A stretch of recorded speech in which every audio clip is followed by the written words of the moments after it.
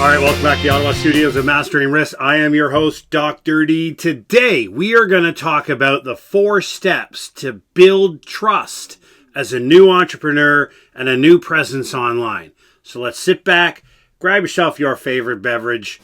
Let's get at her.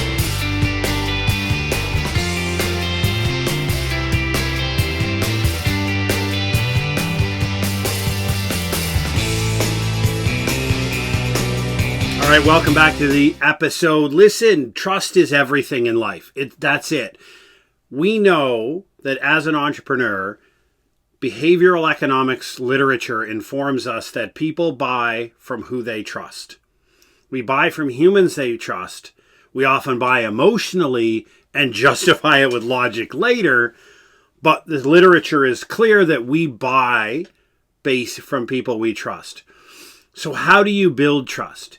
Because trust is earned. You cannot expect it. You can't assume because I hold a certain position or have a set of post-nominals after my name that somehow I am trusted, to be trusted. I may be trustworthy in the sense that because of post-nominals or because of a position, I should by default come with a certain level of knowledge and skill in the field in which I speak. But trust is earned. And I say that repeatedly because I'm new to the internet. I'm new here as a presence. And when I come onto the YouTube or on the podcast or in our shorts that go out on 5 different social media channels, and I talk about issues that are really important to the small and medium business owner and the new entrepreneur who's just up and running. Somebody like me who wants a successful 5-figure company. Yeah, we'd all love to be millionaires. I get it. We've talked about the statistics at length. 5% of businesses in North America right now have a top line revenue of 7 figures, which is $1 million or higher. That's it. 95% of us are below that. And the significant majority of 70 to 75% sit below the $100,000. So they don't actually have a 6-figure business. Now, top line is your total revenue. We're not even talking about profit at this point. We're just talking about money. So if you're new, hi, I'm here. I'd like to start something, or you're sitting on your couch thinking, I'd like to start a YouTube channel, or I want to start an Etsy store or an on-demand. I want to find a widget.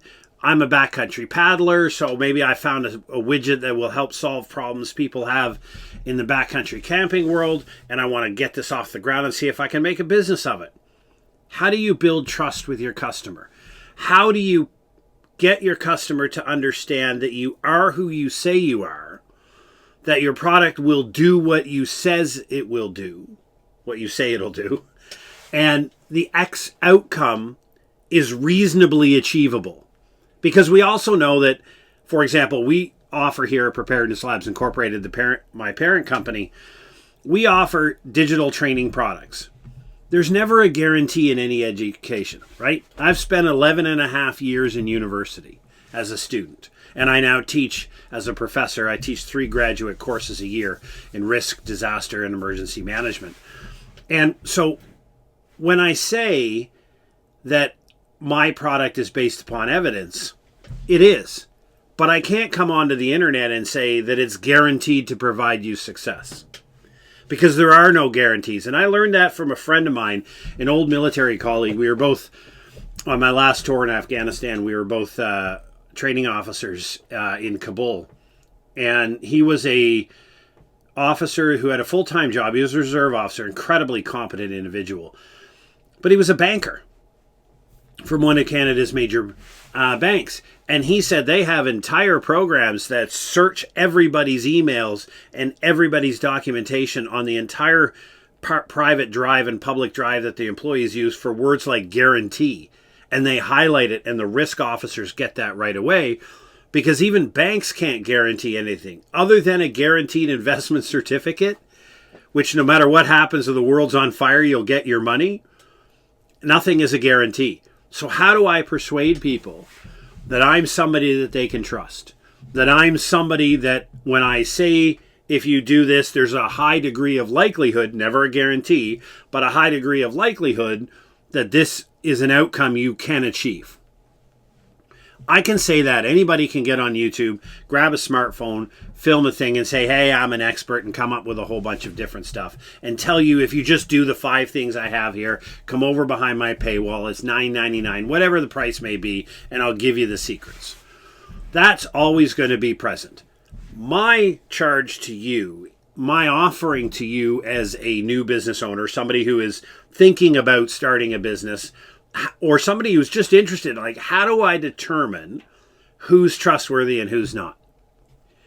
They often say in the sales literature that it's about 11 touch points before somebody buys from you. So if you think that in the broader scheme, the average person who purchases something from me will see me 11 times and will interact with my content 11 times before they get to a confidence level that says, Dr. D is somebody I can trust. Jeff is somebody I can trust. He is likely to be giving me something of value. He is likely to be giving me something that's, as he says, evidence-based. So today we're going to talk about the 4 things that you can do, or on the flip side, the 4 things you can look for voices and influencers on the internet to determine whether somebody is trustworthy. Number 1 is to be predictably reliable. What does that mean? Do what you say you're going to do. Be the person you say you're going to be, and be consistent. So in other words, I produce this type of content twice a week. I talk about evidence-based. I say I'm going to get back to comments and feedback and emails within 24 hours, and I do. I use this with my students. I tell them, when you email me, I will answer you within 24 hours. That is my commitment to you. I don't promise anything I can't deliver. Like, I can't say I can answer your email within 3 hours. I have students all around the globe in online courses. So I have somebody from China who's an 11 to 12 hour time difference from me, and I offer a 3 hour, then I better be up at 2 o'clock in the morning checking for emails. So I be realistic, but be consistent. So when you tell your potential customers or your actual customers, I will answer an email in this. I will produce a video here. I will produce this product. I will back up the evidence. So when I say my material is evidence-based, I can back it up. If I get challenged by an individual, and I periodically do, by somebody saying there's no evidence to back that up, within 24 hours, I answer that email with a couple of links to different or titles, because clicking on links is a security thing, a couple of titles to videos or more likely academic literature that backs up what I'm saying. So if you're consistent, if you're reliable, if you say things that you're going to do and then you actually do them, it's like old school, your grandparents type of handshake deals. I'm going to shake your hand and we're going to make a $10,000 deal. We don't need a signed contract because a gentleman's handshake is all that's required. It simply means that if you say you're going to show up, show up. If you say you're going to do something, do it. It's a trust ritual, right? I demonstrate my trust by being here and answering questions and providing this content and being able to back up what I put out on the internet. I can't make you trust me. That's a role you have to look at who I am, look at my credibility. And that matters. And what I do for the credibility is if you go to my website, www.preparednesslabs.ca, the link is down in the description. The first thing is you scroll the header, and then there's a picture of me, and it says our founder, and it talks about the founder, and it's linked right to my LinkedIn profile. Because I can come on this and say I am who I am, whatever, and tell you all of these details. Click on my LinkedIn profile and look at what's there. Look at the connections, look at the type of material I produce, and that's a credibility evidence that I put out there.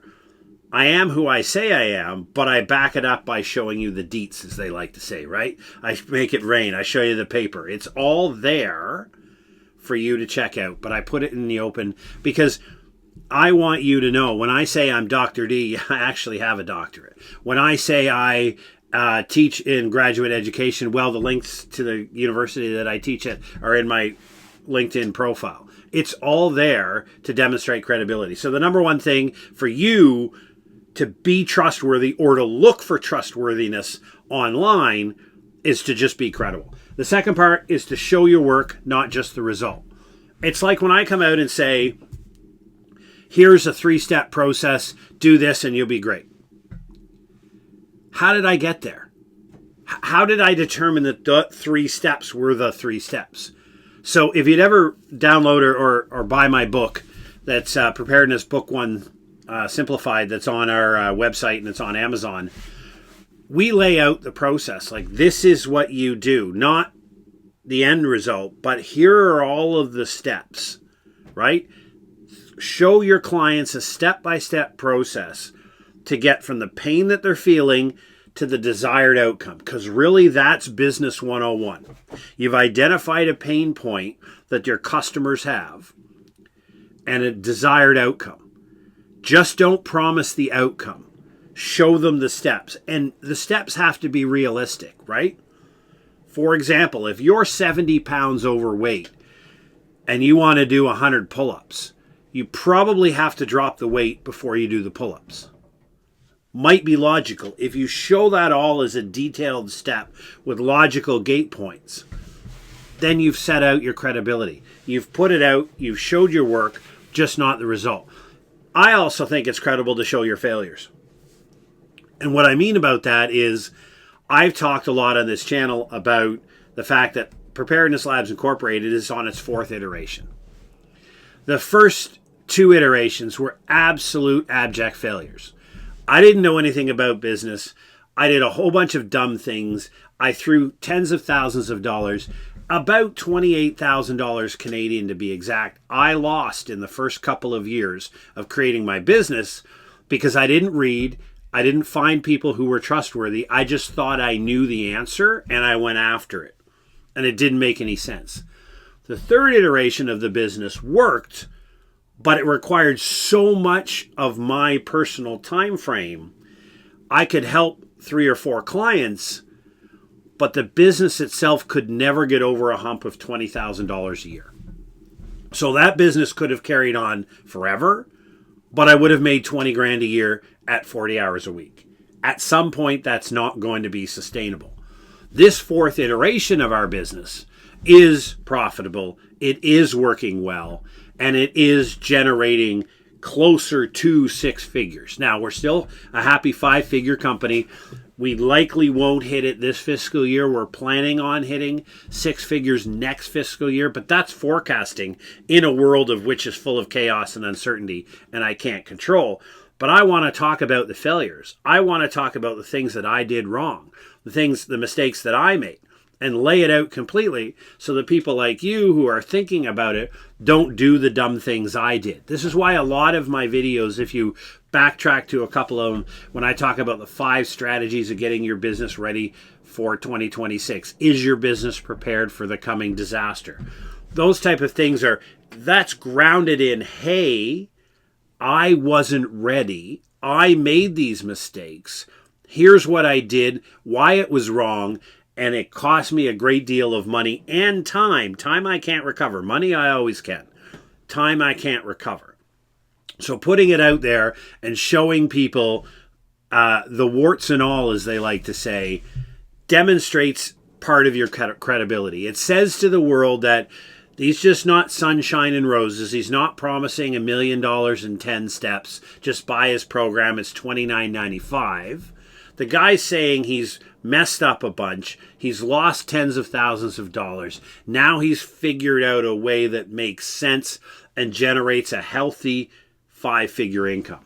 Because I keep coming back to the fact, I think for a great number of you, if you sat back and said, if you could start a side hustle that realistically could deliver $35,000 extra income to you and your family in the next fiscal year, that would probably be fairly attractive. No, it's not $1 million. No, you're not making $500,000 in 3 steps overnight as some of the influencers. I talk about reality. What really happens to some of us when we're what I call successful means I'm running a profitable company that's generating 5 figures of income. which means I generate 10,000 or more. And I'm now on my third fiscal year where I'll be generating more than $10,000. And again, next fiscal year, I hope to get over 100, but that's an honest forecast. We're not sure. So I'm living in the realistic world, and I talk about the real world that people live in. And I think that's more persuasive and intelligent than promising a world I don't live in, or expecting everybody to look at me because I was an anomaly and I did 16 hours a day for 10 years and now I have a $10 million company and you can too. Well, sure. But the vast majority of people aren't looking for that level. The other one is to borrow your credibility while you earn it. And that means beta testing. It's not everybody's favorite, I get it. I didn't beta test the first 2 series of products that I did. So they either didn't deliver what I thought they would deliver, or the effort required by the client was so high that everybody who looked at it said, the idea is okay, but I have no interest in pouring that kind of investment. And so what I missed the boat is I didn't sit down with a group of people who have the problem and ask them, does this idea I have solve it in the way you would like it solved? Does it give you the desired outcome? And I'll talk about when I flipped over to version 4.0, as I like to refer to it. It was a really smart guy, Caleb. And he sat down and I just bounced an idea off him and he said, well, go talk to 100 business owners. Just go talk to 100 business owners. It doesn't take any money. Get a hold of 100 business owners, ask them for 5 minutes at a time, pose the question to them, and you'll get your answer right away. And after talking to 100 of them, you start getting into statistical significance where maybe this matters, right? Maybe this tells people that I've got a great product, or maybe I don't have a product. What that means of beta testing is that allows you to make small wins. If I've got a product, keep it simple. KISS principle works everywhere. It works in every facet of life.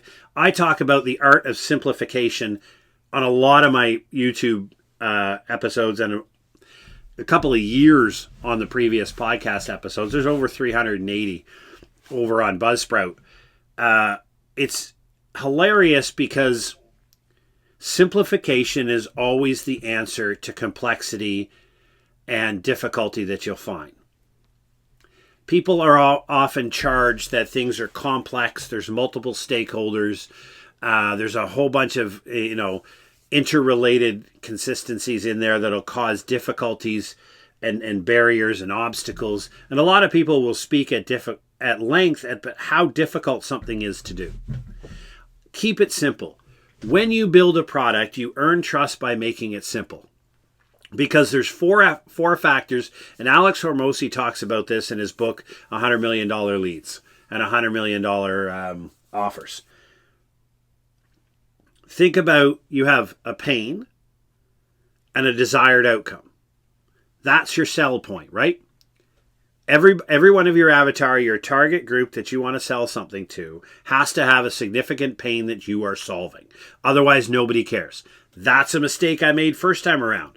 I created a brilliant product that solved a problem people didn't have. And I spent $12,000 doing that. Brilliant product, still around today. I think it's wonderful. It's just nobody has the problem that it solved, or to the extent to which they wanted to invest money and time to solve. And so that's it. It's really that simple. The problem they have and the desired outcome. And the desired outcome has to fix the problem permanently. Not part-time, but permanently fix it. The two keys that people often miss are the underlying part of it. People want to put the least amount of effort. Your clients want to do the least amount of work possible, right? So if you ask a client, do I take a pill and 6 months later I have a gym body? Or do I go to the gym every 5 days a week for 6 months to build the gym body? 99.9% of your clients are going to say, I want the pill, because it's the level of effort. So the pain to the desired outcome has to require the least amount of effort on your client's behalf. And you have to be clear about the level of effort. It's honesty and integrity. If I was to come up here and say, yeah, I've got a simple system, it's $197. You buy it for $197. You get the access to the downloads. You pull up the downloads. You look at the spreadsheet. And I've just asked you to do 27 hours of personal work. You're not going to complete it. You're not going to give me a good Google review, and I just bamboozled you because it's garbage. Solve the problem with the least amount of effort by the client. The fourth part that's underlying all of that is time. People want their problems solved with the least amount of effort in the shortest amount of time. Design your product to do that and nothing else. People don't want fluff. Fluff is not exciting, right? Extra offers, they help out. Alex Hormozi talks about it in his books. Go over to acquisition.com. All of his pieces of his books are there for free if you don't want to buy the actual book. But that's really what you're doing. And honesty and integrity is all about keeping it simple, having your product solve the problem, and having it actually do it in a simple format that's easy for people to follow, and it takes the least amount of time. It's really that simple. Because just like I said in the first point, have integrity yourself. Say what you're going to do what you're going to say. Be the person that you say you'll be and demonstrate it. Over time, people will learn to trust you. Your product needs to do the very same thing. When people trust you sufficiently, which the stats say is about after their 11th interaction, then they decide to make the purchase decision from you. When they make the purchase decision, you want that to be a wonderful experience, and then you want the product to deliver exactly what it says it is. Whether it's a first aid kit, a tarp, a digital education product like we sell here at preparednesslabs.ca, or whether it is some other certification, physical product, knife, cup, mug, whatever you're selling. Does it deliver on the promise you made? Honesty matters and integrity matters, because you don't want to swindle a customer, because a customer will jump up online, will give you a horrible Google review, and you're in the poop, right? There's no other way to describe it. Once you start facing a whole bunch of customers that are telling the internet, this guy's stuff is hard to use, it's difficult to understand, it takes far longer than he says it would, people are not going to buy from you because they're not interested in that. And the other thing is speak directly to your client. This goes back to knowing your avatar. And there's an old idea, and we're going to talk about this in an upcoming video of 1, 1, and 1. And 1. There's 4 ones. And it means sell one product to one avatar on one channel until you get to 1 million. That's always been the entrepreneurial focus, right? The avatar piece means understand who your target audience is. I sell products at preparednesslabs.ca. I also have a whole bunch of free products that are there. I know what my avatar looks like. I know what my desired client and my target client looks like. And I can paint a picture of them. I can describe them perfectly. I need to speak to that person, right? I need to speak where they're present on the internet. And I had this discussion with somebody talking about an upcoming conference that I'm involved in, and we're trying to, boost the marketing. And I'm like, if your target audience is on TikTok, you're on TikTok. I don't care whether you like the program. It doesn't matter. It's the same as if your target audience has a heavy presence on Reddit or X. I don't care what your feelings are about those programs. If that's where your target audience is, then you need to be present there. You need to be honest there. And you need to speak in a way that people understand, right? For example, I've seen this a lot. I'm a professor. Sometimes people who spend a great deal of time in academia and people who spend time deep into peer-reviewed literature will speak in a way that is intelligent to their peers, but not the broader audience, right? there's an exogenous shock. It means external shock. But I sound a lot more intelligent to a certain crowd when I start talking about exogenous influences. Problem is, if my target audience doesn't speak that way, not because they're not literate or smart,